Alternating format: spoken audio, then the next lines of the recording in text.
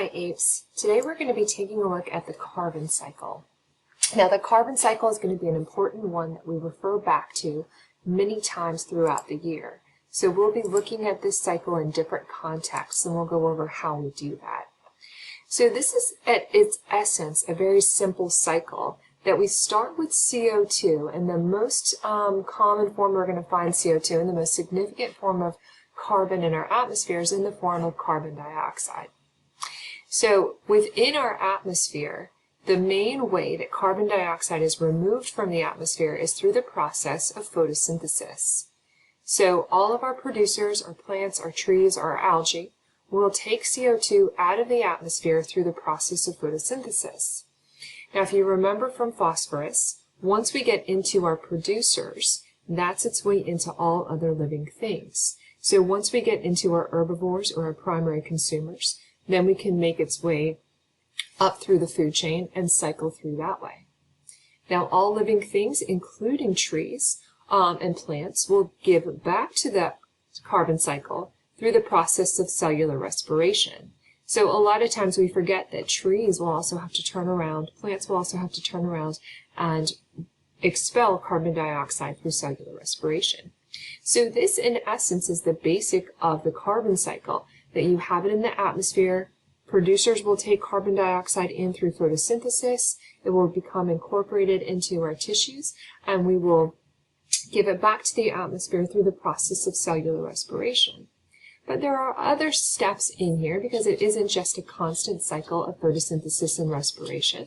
But one other way that living things contribute to the carbon cycle is through the process of decomposition. So carbon is often stored in our soils and carbonate rocks. So this is often known as a sink for carbon. So we have carbonate rocks, and this is a sink or long-term storage. So this would be carbon that is sequestered or taken out of the system for a very long time. Now other sinks for carbon, and we'll look at this in another slide, are our oceans as well as our fossil fuels. So those are other long-term storage of carbon. Now one way to look at this when we talk about this long-term storage is that we look at the carbon that's cycling actively through photosynthesis and cellular respiration as our new carbon cycle, because that is actively being constantly into the atmosphere, into living things, and back into the atmosphere. And when we talk about our fossil fuels, that's what we consider to be old carbon. So I just want to take a look at another interpretation of the carbon cycle to see a different view. Okay, so again, here we have our carbon dioxide in our atmosphere. The way that it's removed from the atmosphere is through photosynthesis, and the way that it's put back into the atmosphere is through respiration. But this one takes a little bit of a deeper look at some other mechanisms that are at play. So some of this long-term storage, the calcareous or the carbonate rocks. So here would be a sink for carbon. And another sink or that long-term storage for carbon that you may not think about is the oceans. Now there is this new carbon cycle of photosynthesis and respiration that goes on in our oceans. And actually most of the oxygen that's produced for our planet through photosynthesis is done in the top layers of our ocean. If you think about our oceans covering 76-75% of our Earth's surface, that's a lot of area, and the top 100 feet or so are all filled with algae going through photosynthesis. But also one way that carbon dioxide comes in here is just this arrow right here that is diffusion. So carbon dioxide will diffuse right into our oceans, and that actually can lead to some problems and change the chemistry of our oceans. And so we'll refer to that as ocean acidification. So carbon dioxide impacts our oceans both through photosynthesis and cellular respiration, but also diffusion. Now another key concept that we'll talk about with our carbon cycle are fossil fuels, oil, gas, and coal. So our fossil fuels consist of organisms that at one point were living, at one point were part of that new carbon cycle. So our coal at one point were swampy land plants, and they died and decomposed and became stored as coal over millions of years.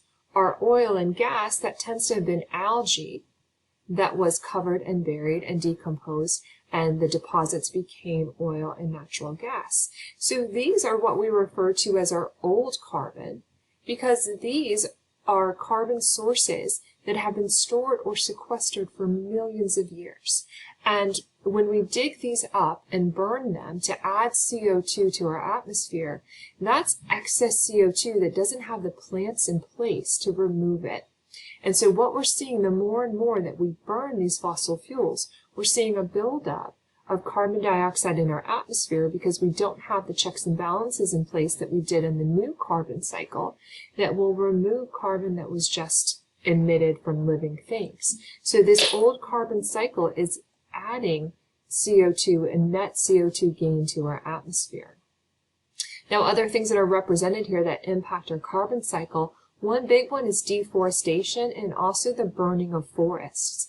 When we burn forests, like for slash and burn agriculture, that puts the CO2 that was stored in the plant tissues themselves, that puts that directly back into the atmosphere. Now, another problem is like a double-edged sword here, that we're adding CO2, but remember that trees, plants, they are the ones that take CO2 out of our atmosphere. And so when we go through these processes of deforestation, particularly when we burn the plants in place, then what happens is we are removing the mechanism to get CO2 out of our atmosphere, while at the same time putting carbon dioxide in our atmosphere. So two important equations that it's just going to be important to know are equations of cycling of carbon. So the way that we do this primarily is through photosynthesis and cellular respiration. So this is our mechanism to remove carbon from our atmosphere, and this is done by our producers. And the way that it removes carbon typically is in this form of CO2 or carbon dioxide. So it will go through photosynthesis with water and light, and it converts this inorganic carbon in CO2 to glucose, or C6H12O6.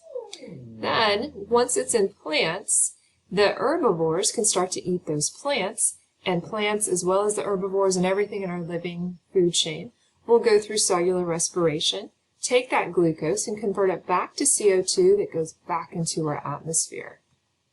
Now remember, some of this will also decompose and become part of soils, but most of it, the majority, will go back into our atmosphere in this natural balance of photosynthesis and cellular respiration.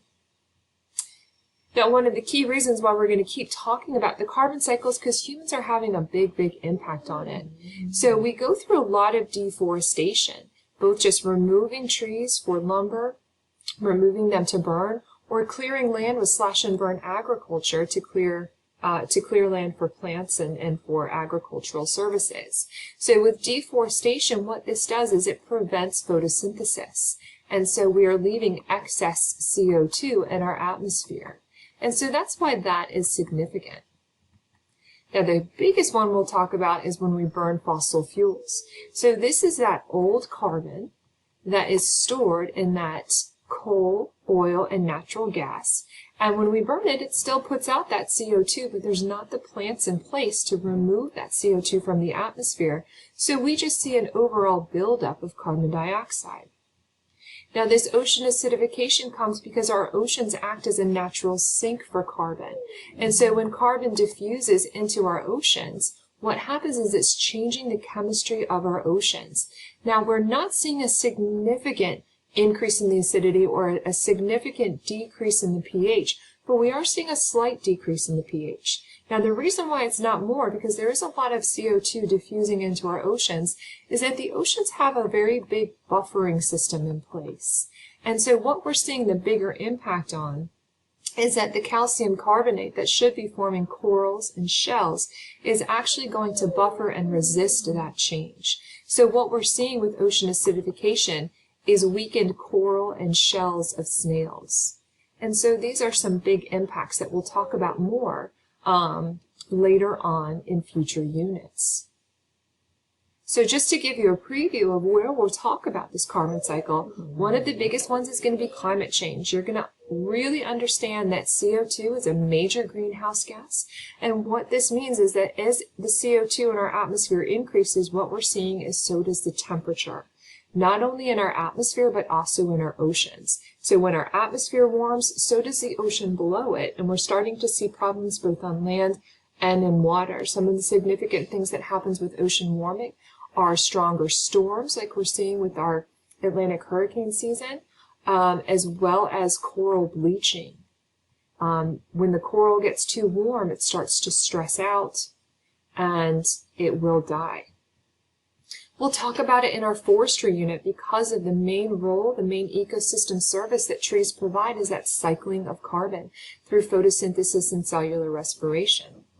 We'll talk about it with our oceans, that CO2 is absorbed into the oceans and that leads to ocean acidification. We'll talk about it with energy production because fossil fuels release a tremendous amount of CO2. And we'll also talk about it with our geology unit because carbon is stored in those carbonate rocks long term.